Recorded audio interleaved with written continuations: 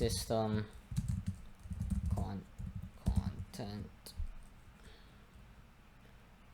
content, and then we're gonna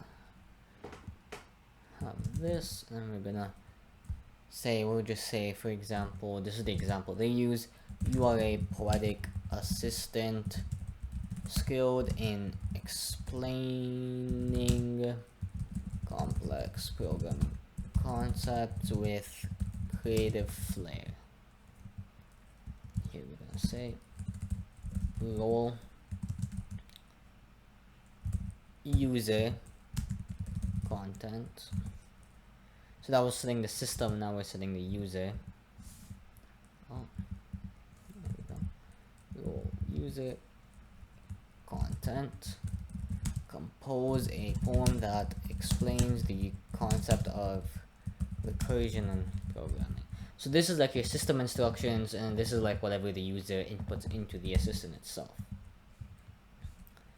Then here we're just going to go ahead and end it all out, and then here we're just going to print it out, as of course we have to do. So completion dot choices 0 for the first one,